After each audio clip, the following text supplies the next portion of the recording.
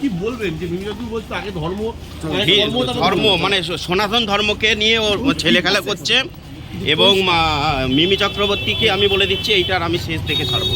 আর এরপর যদি ও ভাষায় ওইটা ওর পাওয়ার দিয়ে ইউজ করছে।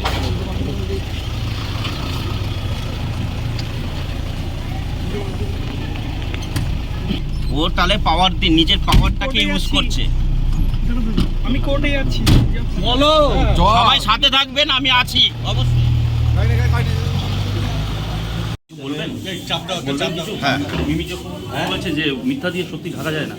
না, উনি হিন্দুত্বের ব্যাপারে লড়ছে, হিন্দুকে উনি ওনার পাওয়ার দেখাচ্ছে না। সেই ক্ষেত্রে আমিও বলছি যে মিমি যেমন বলেছে শেষ দেখে ছাড়বো, সবে শুরু, মিমিকেও আমি বলছি আমিও এর শেষ দেখে ছাড়বো। ঠিক আছে, বলছেন যে উনি কোনোদিন জীবনে লেট করে যায়নি, আপনি সেটা আমি প্রমাণ দেখাতে পারবো। প্রচুর রকমের প্রমাণ আছে, ভিডিও ফুটেজ আছে, অনেক কিছু আছে, আমি সেটা দেখিয়ে দিতে পারবো। ঠিক আছে, আর ইন্ডাস্ট্রিতে কে কি ওকে জানে, কে কি বলে, সেটা আমার দেখার দরকার নেই। ও টোটালি হচ্ছে নিজের পাওয়ার দেখানোর চেষ্টা করছে।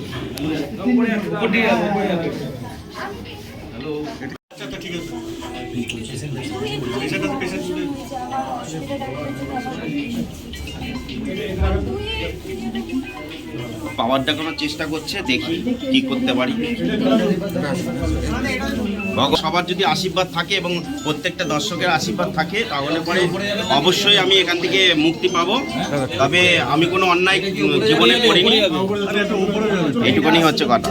এবার তারপরে যদি কোনো বাড়াবাড়ি হয় সেটা হয়তো আমার ওপর দিয়ে, তার কোনো একটা পাওয়ারের ওপর দিয়ে হতে পারে। একটু সরেন, পেশেন্টটা বেরোবে। পেশেন্টটাকে বের করতে দিন। আপনারা নিচে চলুন। চলো একার তো একার তো